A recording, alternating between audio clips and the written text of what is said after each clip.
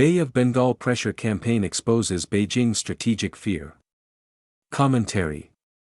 The Chinese Communist Party wants the world to believe China's rise is unstoppable.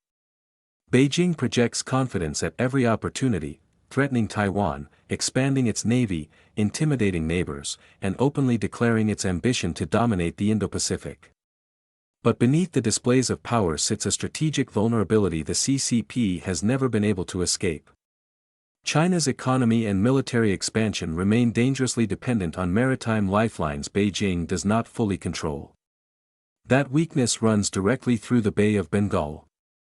And sitting astride it is India's Andaman and Nicobar Island chain. For years, Western policymakers treated the Bay of Bengal as secondary terrain compared to Taiwan or the South China Sea. Beijing never made that mistake. Chinese strategists understood long ago that the Bay of Bengal forms the western gateway to the Strait of Malacca, one of the world's most important maritime choke points. It is also a corridor through which much of China's imported energy and commercial trade must pass before reaching mainland China. According to the U.S. Energy Information Administration, the Strait of Malacca remains among the world's most critical energy transit routes. Former Chinese leader Hu Jintao publicly described Beijing's dependence on the route as the Malacca dilemma, China's fear that rival powers could cut off its maritime arteries during a conflict. That fear hasn't dissipated. It has intensified. The Nicobars threaten China's maritime security. The Andaman and Nicobar Islands turn China's maritime vulnerability from theory into geography. Positioned near the western approaches to the Malacca Strait, the island chain gives India enormous strategic leverage over one of the CCP's most important economic lifelines. From these islands, India can monitor Chinese naval deployments, track commercial shipping, conduct signals intelligence, and pose a potential threat to Chinese sea lines of communication during wartime. In strategic terms, the islands function as an unsinkable surveillance and military platform overlooking China's primary maritime access route to the Indian Ocean. Beijing understands exactly what that means. This is why China's increasingly aggressive behavior across the Bay of Bengal should not be dismissed as routine regional competition. It is a coercive campaign designed to weaken India's geographic advantage before New Delhi can fully integrate its advantage into a wider Indo-Pacific coalition alongside the United States and its allies. India's development of Great Nicobar Island has clearly unsettled Beijing.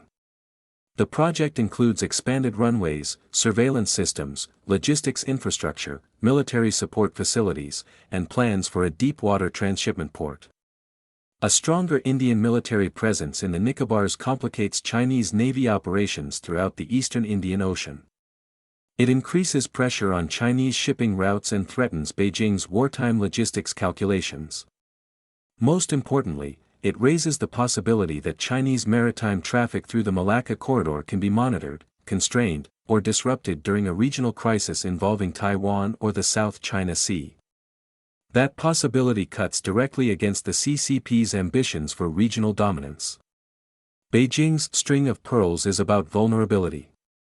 China's actions across the Bay of Bengal are often described as commercial outreach or infrastructure diplomacy. That description ignores the larger strategic pattern. The CCP is systematically constructing a network of influence and access points designed to reduce China's dependence on vulnerable maritime choke points while eroding India's traditional dominance in the East Indian Ocean. Burma sits at the center of this effort.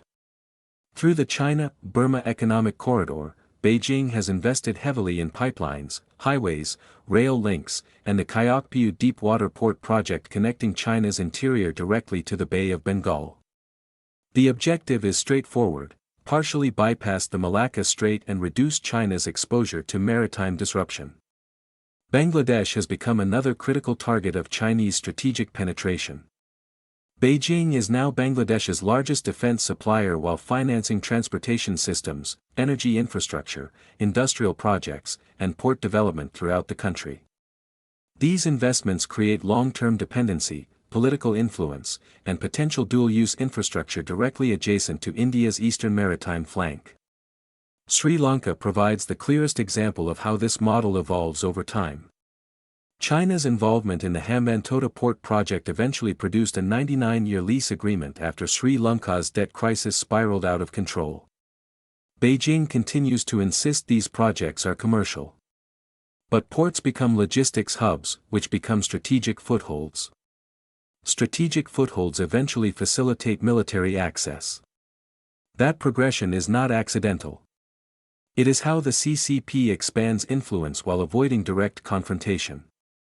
China's pressure campaign is already underway. The Bay of Bengal pressure campaign extends far beyond infrastructure financing. Chinese surveillance ships, submarine deployments, and so-called research vessels now operate regularly near India's maritime sphere. Indian officials have repeatedly warned that Chinese research operations involve seabed mapping and intelligence collection with direct military applications. At the same time, Chinese state-linked narratives increasingly portray India's Nicobar expansion as provocative or destabilizing.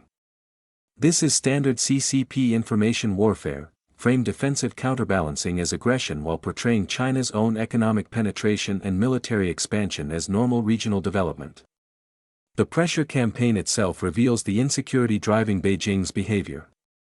Confident powers do not react this aggressively to infrastructure projects on remote islands unless those projects threaten core national interests. China's obsession with the Nicobars exposes a reality the CCP rarely admits publicly. For all of China's military modernization and economic growth, Beijing still fears strategic encirclement and maritime vulnerability. The Bay of Bengal is becoming a frontline. The Bay of Bengal is no longer a secondary maritime theater. It is rapidly emerging as one of the central battlegrounds in the contest for Indo-Pacific dominance. The Nicobar Islands sit directly in the middle of that struggle. For Beijing, the islands represent an obstacle to Chinese power projection and a reminder that geography still constrains the CCP's ambitions. For India and its partners, the islands represent strategic leverage capable of shaping the balance of power across the East Indian Ocean. That is why China is pressuring the region so aggressively. The CCP understands that its ambitions for regional dominance remain vulnerable so long as rival powers retain the ability to monitor, pressure, or potentially disrupt China's maritime lifelines. The Bay of Bengal exposes one of Beijing's greatest geopolitical weaknesses. China's rise still depends on sea lanes it cannot fully secure and does not fully control. And the Nicobar Island chain sits directly across that vulnerability like a gate Beijing cannot afford to leave in someone else's hands.